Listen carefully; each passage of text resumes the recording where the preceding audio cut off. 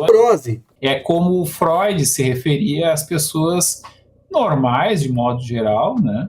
Mas que tinham problemas psicológicos, digamos assim. Então, duas neuroses principais ele vai distinguir: a histeria, que é a que dá nascimento à psicanálise, é a tentativa de entender e de lidar com a histeria. E a neurose obsessiva, até aqui um elemento meio sexista, entre aspas, que identificava a histeria com as mulheres e a neurose obsessiva com os homens. Mas, mesmo na psicanálise do Freud, não existe essa vinculação, ela não é rígida, mas sim, é mais comum na percepção de Freud a histeria em mulheres e a neurose obsessiva em homens, mas há mulheres neuróticas obsessivas e há homens histéricos. Então, aquela questão etimológica de histeria como relacionada ao útero, né, não é um problema para a psicanálise. Né? Inclusive, recomendo ao nosso espectador que nós temos aqui um vídeo sobre histeria, específico sobre histeria. Então, o que é a neurose? O Freud vai caracterizar a neurose de maneira mais esquemática da seguinte maneira: é uma recusa da realidade subjetiva quando ela é muito conflitante. Então, ele vai dar um exemplo no qual ele vai distinguir a perda da realidade na neurose, e é muito comum, e a perda da realidade na psicose, que é bastante comum, mas é bem menos prevalente, como diriam os epidemiologistas. Então, a perda da realidade na neurose, o sujeito nega os seus sentimentos. Ele até diz que é o contrário. Então, ele gosta muito de alguma coisa, ele vai dizer que não gosta, que não dá bola, que não acha importante, né? Porque, por alguma razão social, cultural, religiosa, aquilo é interditado. Então, como ele não consegue lidar com um conflito de que alguma coisa que ele não deveria gostar, ele gosta e talvez goste muito, né? Ele vai dizer que não gosta, que ele tem nojo. E, de fato, toda vez que ele está pensando naquilo, ele sofre esse conflito. E ele pode identificar um tanto corretamente esse conflito como algo desagradável. Então, o que tu sente quando tu vê a tua cunhada? Fico irritado, tenho raiva daquela mulher, não sei, alguma coisa nela não bate. O Freud vai dizer, às vezes a pessoa não gosta, às vezes a pessoa gosta demais da maneira errada, não gosta da cunhada da maneira como deveria gostar da cunhada. Então, de fato, a presença daquela pessoa causa um sofrimento, né? Causa uma irritação. E aí, como é que o neurótico lida com isso, né? Ele vai dizer que ele não gosta, que não suporta, que não vai com a cara, né? Vai com outras partes. Mas, enfim, a ideia é de que aquele gosto que ele tem pela cunhada gera um sofrimento, de fato. Então, o neurótico, ele não perde a realidade objetiva externa, vamos dizer assim, ele perde a realidade subjetiva, ele nega os seus sentimentos, ele inverte aquilo que ele gosta, ele diz que ele não gosta, aquilo que ele não gosta, ele diz que gosta, né? E aí nós vamos ter uma série de comportamentos estranhos, né? Esse comportamento estranho do neurótico é o que levou, então, ao estudo primeiro das histéricas, né? E depois, de maneira mais sistematizada, da neurose. E, por contraste, por casos extremos, mais ou menos extremos, a questão da psicose, que é quando a pessoa tem a perda da realidade objetiva. Então, a minha irmã que morreu não morreu, o fantasma dela me persegue, né? Os meus vizinhos, todos eles me odeiam e querem me envenenar, né? Bom, pode ser até que eles comecem a me odiar porque eu sou um cara chato que diz que eles me odeiam, lá pelas tantas eles de fato me odeiam. Mas isso surgiu de uma coisa da minha cabeça. Então, eu sou esquisito, eu, sei lá, me visto de maneira estranha por diversas razões e as pessoas me olham, acham estranho quando eu passo. Como é que eu interpreto isso? Eles me odeiam, né? Ou eles me amam. Então, conforme essa negação assim de uma realidade relativamente objetiva, mas que eu atribuo ao sentimento dos outros, algo muito fantasioso, já entramos no campo do delírio, né? E se eu começo a ouvir vozes, ou sentir cheiros, que só eu sinto, ninguém mais sente, né? Então é muito provável que eu esteja com alucinações, que é quando eu tenho a perda da realidade das percepções. Então, o neurótico, a princípio, ele fica ali naquela negação dos seus próprios sentimentos, né? Ele fantasia que ele tem uma moralidade que ele não tem, né? E com base nisso, esse conflito entre a moralidade que ele gostaria de ter e os seus desejos, quando entra em conflito com essa moralidade, é muito provável, então, que ele vá, digamos assim, dourar a própria pílula. De maneira sincera, aqui não estamos a falar de um hipócrita que sabe que é hipócrita. O neurótico, ele é um hipócrita, entre aspas, que acredita na sua própria hipocrisia, o que é muito comum, né? Na verdade, nada mais eficiente para um mentiroso do que acreditar nas suas mentiras. Então, o neurótico é basicamente aquele que, como não consegue lidar com um conflito entre o que ele sente, o que ele pensa e o que ele entende que ele deveria pensar ou deveria sentir, ele acaba, então, tendo uma negação, se torna inconsciente, como vai dizer o Freud, né? E isso vai levar a uma certa inconsistência no comportamento, uma inconsistência entre como é que ele se descreve ou descreve as situações e como ele efetivamente age, né? Vai levar aos atos falhos aqui da fala ou também do próprio comportamento, né? Então, eu digo que quero uma coisa e faço um gesto que indica o contrário, ou eu digo que eu busco uma coisa, mas todas as minhas ações levam em outro sentido, né? Então, mas como assim tu dizia que tu queria tal coisa, mas tu não fez isso, não fez isso, não fez isso? Então, e aí a pessoa vai dar uma desculpa. Não sei o que me deu, eu estava atrapalhado, estava muito cansado, estou doente, o chefe me encheu o saco, briguei com a minha esposa. Ele vai dar uma desculpa sincera, né? Ele sabe que tem alguma coisa errada, mas ele percebe menos bem do que os outros. Aí é aquela história, o que tu acha que tu sabe mais da minha vida do que eu mesmo? Geralmente isso acontece. É a coisa mais normal do mundo que uma outra pessoa tenha mais facilidade de perceber alguma coisa que é muito claro, muito evidente no meu comportamento e que eu tenho uma versão que eu não consigo perceber de maneira tão clara quanto um terceiro. Claro que o terceiro também erra, né?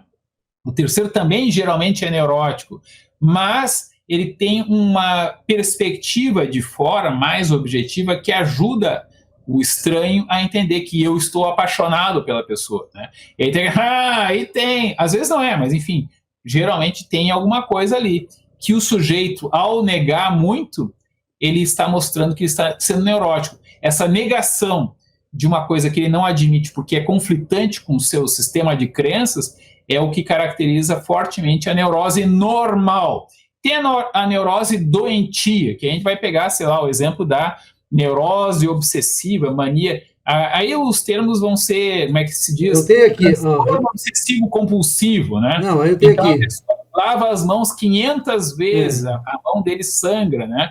Aí, tradicionalmente, Freud dizia, não, esse cara tem um conflito de limpeza, a questão do sexo como algo sujo, alguma coisa assim, e vai superinterpretar. Provavelmente estava bastante errado na maioria dos casos, né?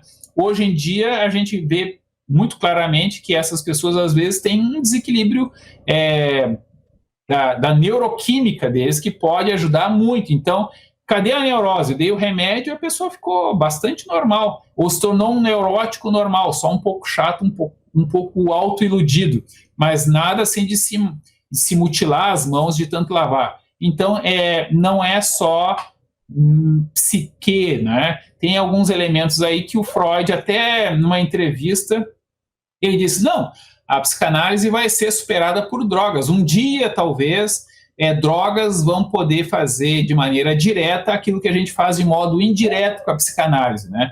E aí a psicanálise, em grande medida, se encontrou outros meios de se perpetuar, né? Hoje em dia, ela se vê ainda como uma terapia, mas ela não se assume muito bem como uma terapia científica, porque se for científica, ela é muito ineficiente. Então, o que dizem os psicanalistas? Não, a psicanálise ela é uma forma de ver o mundo e uma proposta de como se colocar no mundo. A gente já discutiu que a psicanálise é muito quase que um estoicismo, vamos dizer assim. O próprio Freud se identificava como estoico, né? Mas a ideia aqui da neurose, ela surge então nesse contexto de uma doença excessivamente comum, então era como que um sintoma social da excessiva repressão vitoriana, né? Então as pessoas ficavam malucas porque eram hoje, muito reprimidas. Hoje tem uma repressão pior que o politicamente correto, né? Não, depois a gente vai ter a questão da repressão oposta, né? Liberte-se, solte a franga, né? Ame a pessoa, como a Bruna falou, né? Ame a pessoa, né? Que aí é uma cantada de quinta categoria. Isso era engraçado. Hoje em dia vai dizer, não, tu tá sendo homofóbico, né? Se tu é homem e tu não transaria com uma mulher trans, é porque tu é transfóbico, né? Então, essa questão de o que é a repressão, ela varia. A repressão vitoriana era meio evidente para nós, pelo menos, é muito evidente que eles eram muito reprimidos. Mas para nós é difícil de perceber o quanto nós, no afã de libertar, no afã de aceitar tudo, nós estamos impondo também. Essa imposição faz com que haja muita neurose, muito neurótico. Só que o neurótico hoje ele é, digamos, transfóbico, né? E ele se diz antitransfóbico, e aí ele fica perseguindo todo mundo que é transfóbico, e no final das contas ele próprio persegue com grande fúria, porque ele próprio tem um conflito que para ele é difícil de aceitar. Então, a repressão hoje em dia é no sentido de que todo mundo tem que ser liberado. Então, todo casamento deveria ser aberto, todo homem deveria, sei lá, se envergonhar de ser homem. Bom, a gente está fazendo com que o sistema de crenças dessa pessoa eu tenho vergonha de ser homem. Então, como é que fica diferente isso daquela ideia de que a mulher tinha que achar que o seu corpo era sujo, impuro, que não poderia ter contato com o religioso, não poderia pegar no livro sagrado, conforme a religião, nos seus dias de menstruação, né? Ou no dia que teve relações sexuais para ambos os sexos? Isso existe até hoje em algumas religiões. Hoje em dia, nós achamos estranho, nós achamos ridículo esse tipo de restrição, mas criaram-se outras coisas ridículas, né, que são invisíveis. Para as pessoas que defendem isso com unhas e dentes, é muito difícil de ver, e é muito fácil de acusar nos outros a loucura. Aí nós temos até a questão do exotismo, né? Na antropologia era muito mais fácil verificar alguns processos gerais da cultura observando uma outra sociedade, porque observando a própria fica mais difícil, a gente está muito mergulhado nela para conseguir perceber aquilo com objetividade. Esse é um pouco do problema do sujeito humano. Ele tem dificuldade de entender objetivamente a si mesmo. Um exemplo da literatura, o personagem lá de Dom Casmurro, Bentinho, né? Ele é o narrador, e aí, Capitu traiu ou não? Fica difícil, de uma perspectiva do século XX, XXI, a gente diz, mas a única testemunha é o cara que está acusando. E ele mesmo, ele confessa que ele é meio taciturno e tal. Então, não sei se era essa a ideia do Machado de Assis, mas a interpretação contemporânea da obra dele pega muito por esse lado, e que é uma compreensão freudiana. O Freud, ele é pouco citado hoje em dia, né, na neurociência e tudo mais. Fica evidente que eles pensaram no que o Freud estava discutindo, mas eles evitam de citar o nome de Freud, de qualquer autor que faça referências diretas a Freud, porque é um tabu, né? É meio que, mostra que não é científica a minha pesquisa. E claro, vai ter o pessoal da psicanálise que só vai citar Freud e Lacan. Mas, em termos culturais, Freud explica, né, faz parte da nossa cultura. Neurose, né, isso Freud explica, né, tu é neurótico, né, isso aí é edipiano, essas palavras, essas expressões, entraram no senso comum, né? E virou meio que nem horóscopo também, no sentido negativo, né? Essa vulgarização não quer dizer que as pessoas entendam bem, mas tem, assim, um rudimento. Neurose, histeria, né? Em hospitais, né? Se sabe, o cara pensa que está morrendo, ele geralmente está tendo um ataque de ansiedade, né? É o mais comum, felizmente, senão morreria mais gente. E aí eles dizem, isso aí é o agazão. Agazão aqui é histeria, né?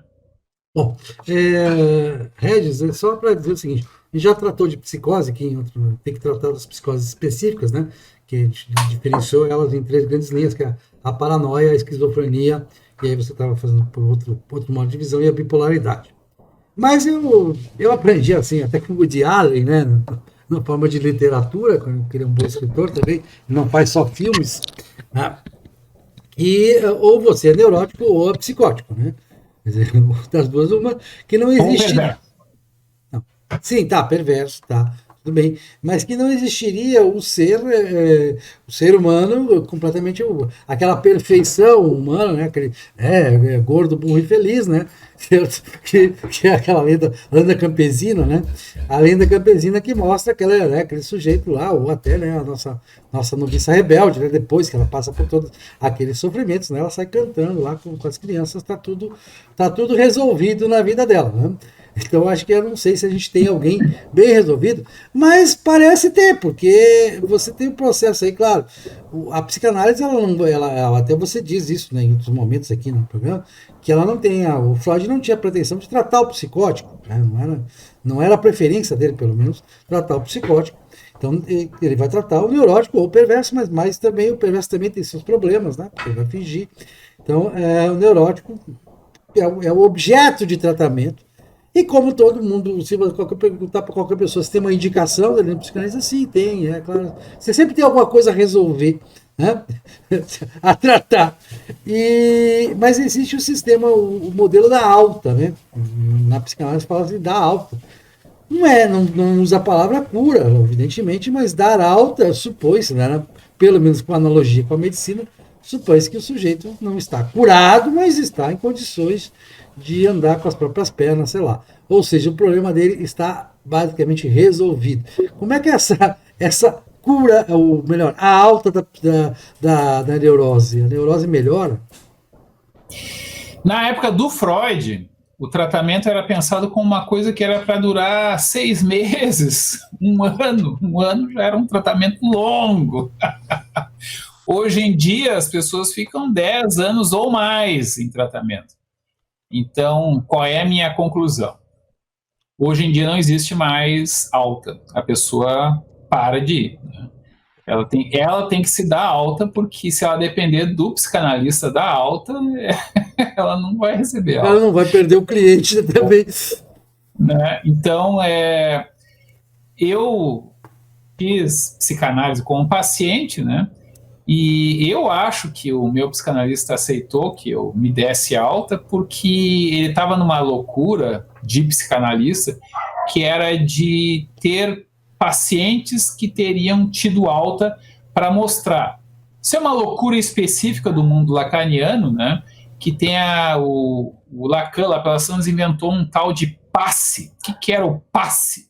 Então, dentro de uma instituição psicanalítica, haveria vários psicanalistas, e esses vários psicanalistas teriam vários pacientes.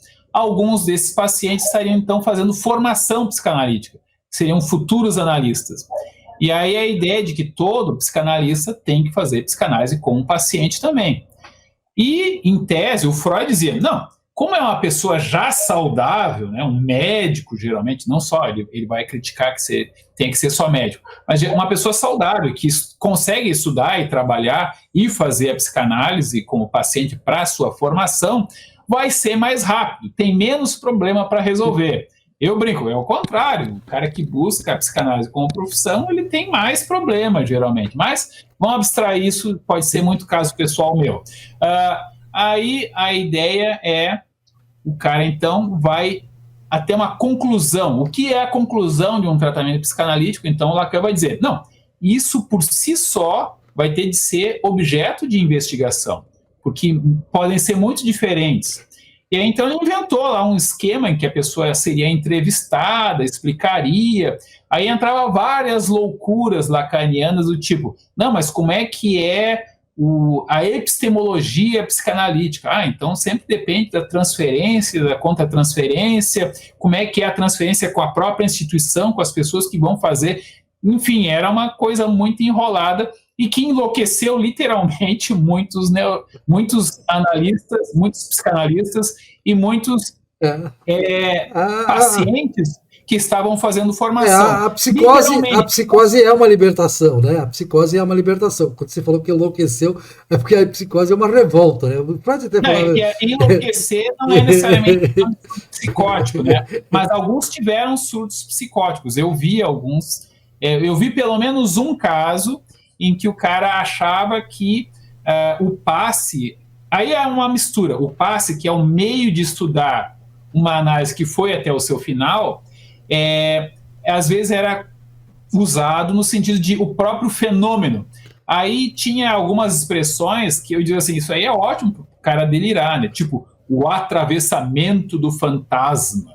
E aí o pessoal começava a pirar nessas palavras meio vagas, típicas de meio pós-moderno, já pós-estruturalista. E aí um colega meu, durante um evento psicanalítico, acho que foi no Rio de Janeiro, né? Ele teve um surto lá e começou a quebrar móveis e roubar livros da banquinha que estava vendendo livros, né? E na cabeça dele, né? Era uma maneira dele mostrar que ele estava tendo o passe. Ele criou um delírio, né? No qual ser meio maluco. E aí, sempre diz assim, eu não sei o quanto foi uma conversão histérica de alguém que conhece bastante os fenômenos psiquiátricos, inclusive, ele era estudante de psicologia, né? Ou o quanto realmente ele teve um surto meio psicótico, induzido talvez até por drogas, ele podia estar usando também, não sei. O fato é que a partir dali entrou um outro tabu de psicanálise, que que muitos não têm, a maioria tem. Se o cara teve um surto psicótico, ele provavelmente tem a estrutura psicótica. Um psiquiatra vai dizer, não, pode ter sido um evento, pode ter sido um episódio e tal, né? Desequilíbrio químico, mas enfim, o fato é que se tu começar a tratar um neurótico com psicótico, com medicação, se bobear lá pelas anos, tu vai criar até mesmo uma cara de louco, porque a cara de louco dos anos 1980 não é um fenômeno da esquizofrenia, é um fenômeno da medicação. O cara babar, ficar com movimentos esquisitos na boca. Isso aqui não é da psicose, não é da esquizofrenia, é da medicação, né? Que causa tal da impregnação. Enfim, tem toda uma explicação neurológica e que pode ser bastante prolongada ou às vezes até permanente. Então, há toda uma questão da neurose, de que a neurose é considerada normal, só que a maioria imensa das pessoas seria aquilo que a psicanálise chama de neuróticos, tá? E neurótico pira também, neurótico enlouquece. Ele só não vai ter necessariamente delírio e alucinação, né? Ou não vai ser muito forte, vai ser episódico, né? Assim, morreu o filho, a pessoa vai ver o filho, né? Vai ver o filho vivo, vai ver no cantinho, né? A gente vai dizer, bom, isso é uma típica alucinação, né? Que é o fenômeno mais espalhafatoso da psicose, mas que não da psicose, mas não necessariamente da esquizofrenia ou da paranoia ou de qualquer um desses distúrbios assim que a psiquiatria vai entender como relacionados àquilo que os psicanalistas associariam com a psicose. Mas passado aquele trauma muito grande, aquela privação de sono, aquela dor muito grande, aquela droga muito forte, a pessoa vai voltar a ser um neurótico enjoado normal, ou seja, a pessoa que tem medo disso, que não aceita isso, que tem preconceito e que acha que não tem. Isso é a neurose, isso é o ser humano, né? Quando o Freud fala nas 3 estruturas, ele fala as 3 estratégias anti a castração, esse é o termo técnico, né? ele está falando basicamente dos neuróticos, que é o que ele conhecia, e o resto ele via de uma distância segura, né? Não é que o psicótico vá mentir, né? Que, aliás, que o perverso vai mentir, é que o perverso, ele não vai ter muito interesse naquela coisa bem enjoada de ficar lá, exceto se brinca, né? O perverso só vai ter interesse na psicanálise se ele quiser, então, seduzir o psicanalista, o que não é muito difícil, né? Se ele quiser contar vantagens, se ele quiser contar uma historinha. Eu, na verdade, conheci alguns psicólogos que diziam que gostavam de fazer tratamento com outros psicólogos ou psicanalistas para mentir, né? Então, isso seria um exemplo do que um perverso vai fazer na psicanálise. Mas e o psicótico, né? O que é o psicótico do ponto de vista psicanalítico? É a pessoa que tem uma estrutura que lida com a questão da castração dessa maneira. Ele não nega a realidade subjetiva, ele nega inclusive a realidade objetiva. Então, a pessoa dada na versão mais rica, né, é dada a delírios, né? A pessoa imagina que há um grande complô contra ele, né? É o cara que todo mundo odeia, segundo ele mesmo, né? Eventualmente, como eu já disse, de fato, as pessoas começam a não gostar dele, mas porque ele acusa elas de serem muito más com ele. E no caso mais triste, assim, mais complicado, é a pessoa que volta e meia, então, tem alucinações, ouve voz, e o que é uma vida muito sofrida, né? Há muitos relatos, até no YouTube tu pode pesquisar, mas é mais em inglês, de como é que é o dia a dia, como é que um esquizofrênico lida com ouvir vozes, que é o fenômeno mais comum, mais recorrente. Então, esse tipo de pessoa, né, pode procurar um psicanalista, mas os psicanalistas lacanianos acham que podem tratar, mas na verdade eles gostam de ouvir e dizer que trataram, né? Não acredito muito que eles saibam o que fazer. E aquela coisa, e trata concomitantemente com um psiquiatra também, é muito importante ter esse cuidado. Para neuróticos também, então o neurótico reclama muito de sofrimento, de depressão, de, enfim, fenômenos compulsivos, né? Drogas, bebida, todas essas coisas que são os comuns, os neuróticos têm bastante isso. Eu até brinco, né? Neurótico é gente que faz besteira. Ele diz que não faz, que não pode fazer. O neurótico obsessivo, ele pensa 1000 vezes antes de fazer, mas quando ele vê, ele já fez, né? Ele faz sem querer. Então, neuróticos somos nós. Todos nós, isso que eu ia provavelmente, somos neuróticos dessa perspectiva geral. É uma estrutura, é uma forma de lidar com o mundo. Qual é o grande problema que pode fazer com que uma neurose seja muito grave, né? É que a pessoa tem baixíssima capacidade de lidar com o mínimo de conflito. Então, a pessoa que qualquer coisa entra em crise, né, entra em negação, entra em vários processos de defesa, essa pessoa tem um limite baixo. E aí não...